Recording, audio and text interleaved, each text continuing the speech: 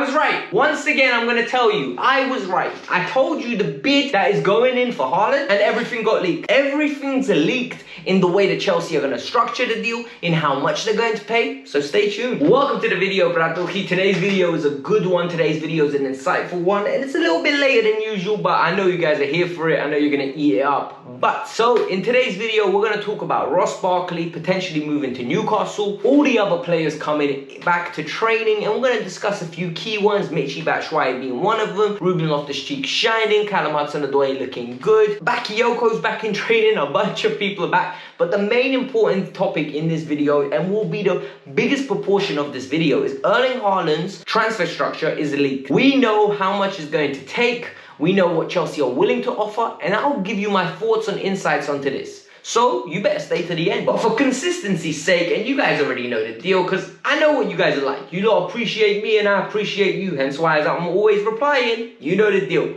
So hit the like button, subscribe to the channel, and let me know. 150 million pounds for Haaland, yes or no? Pounds, not euros. That's 175 million euros. Yes or no? Let me know. So when I told you lot on Friday that there was a bid imminent, a second bid imminent, and you lot said, a lot of you said, yeah, exciting stuff. Some of you hating on me, making this up, it's not true, it's not true. Well now, CFC News has reported, and this is an insider, right? When he reports stuff, this is real. My man has a Patreon account. Like, he takes money from people for this information, and he has a good Instagram account that's very reputable. So this is where, this is interesting stuff, and it's gone viral now, and everyone knows it. Chelsea, this is what happened, right? This is the timeline. Number one, Chelsea proposed a bid. This is when you don't put a bid in. You basically talk to Dortmund. Brother, I see you got something nice there. Can we discuss a potential move? You sense out the opponent. You ask him, what would it take?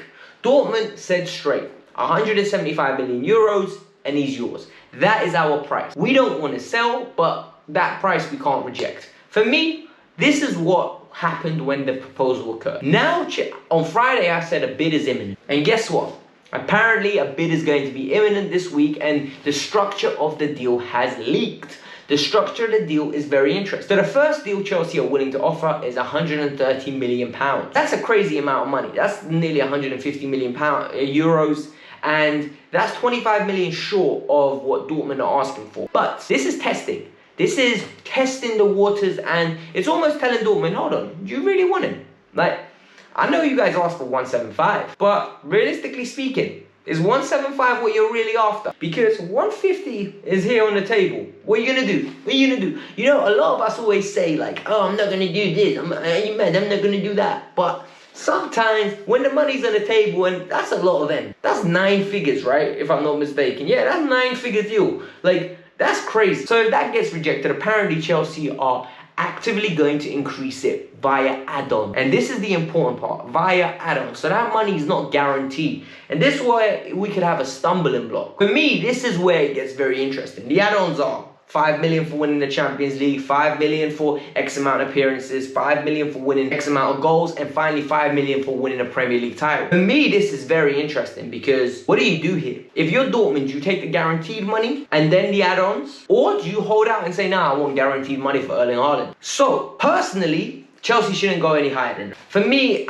yes, I understand, right? If Chelsea want to go higher than that, I'll be like, yeah, go for it. But if they can't afford it and financially the package doesn't work and the math ain't mathing, I won't hold it against Chelsea if they don't get the player. Because if you're bidding that much money and next year he's available for 75 million euros up front, so that's 65 million pounds or something like that, and they're rejecting, they just don't want to sell. Like, it's as simple as that. Sometimes I just can't buy what you have. Like, sometimes my money is worthless. Sometimes, brother, you're just in control and I can't do anything about it. So at the end of the day, a lot of you are going to say just pay the money. And I understand that standpoint. Because if you're willing to pay 30 million guaranteed, you might as well pay the extra 20M. But I don't think it works like that. Structures, businesses, they don't operate in that way. So we need to be realistic with our ambitions, our aspirations, and more importantly, realistic with our demands. So this is what we're up to, and I've brought you up now to scratch, and I want to understand that when I report news and I tell you guys what I've read, I'm not making this up.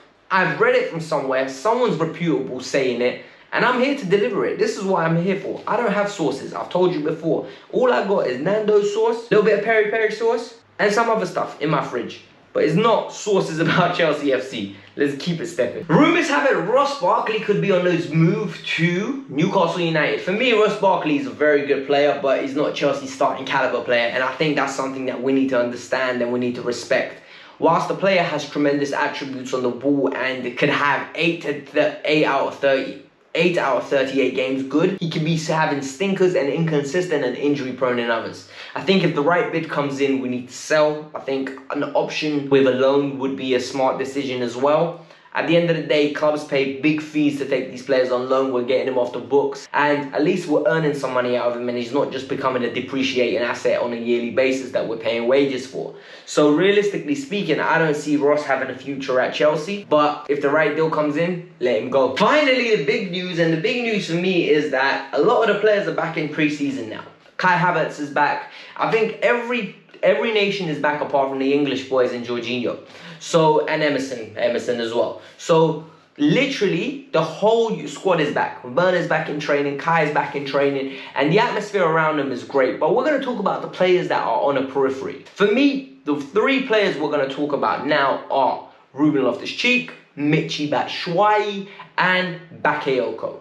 So we're going to start with Timo Bakayoko. Bakayoko is a very good box-to-box player. I think his time at Chelsea has been tainted. It's been tainted by that 28 minutes that he played against Watford. That 28 minutes where he had one of the worst performances I've ever seen in a Blues top. So people don't realise that he's gone on loan, he's developed, he's become a better player, and he's actually could add something to the squad as a bench option. But I would understand if Chelsea want to sell him, and I 100% would accept any bid that is respectable that comes in. I'm not saying he's a terrible player, but I'm not saying he's a world-class player. I think he's just a good player, very solid pro, and it's the right time to let him go. Ruben Loftus-Cheek is another one of those youth academy projects that people have this obsession with and people want to keep in the team. For me personally, I think Ruben's a very good player, and if we move to a 4-3-3, he can add a lot. He can actually get goals, he can get assists, and more importantly, he can be a driving force in that midfield. He adds steel, he adds a personality, and for me, it's a physical presence thing. So, I would personally keep Ruben Loftus-Cheek as one of the options in midfield, but that is, of course, a disclaimer. It has to be a 4-3-3 alternative. Finally, and this is the key one, Michy Batshuayi. I want Michy to be Chelsea's second choice striker. If we can't get Erling Haaland, Michy needs to stay. Kai can go false 9, Michy and Broja to be fighting out for that second point. For me, Michy Batshuayi is a goal scorer, and the way Chelsea play, in the way that we generate chances, he just needs to be there to slot them. And for me, he can do that.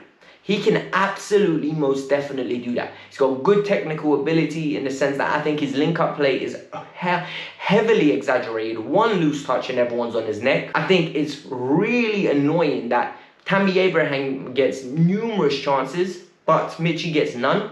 His goal-scoring record is fantastic for Chelsea. And for me, it's a no-brainer. Whether Michy stays is another thing, and it's something I will need to keep an eye on. But we're spoiled for choice at this moment in time. Like, there is a lot of peripheral talent that we don't need to go and buy a squad player in any position nearly. So, let's keep it stepping. Hit the like button, subscribe to the channel, do your thing, and I'ma be here always delivering content. Peace out, I'm out.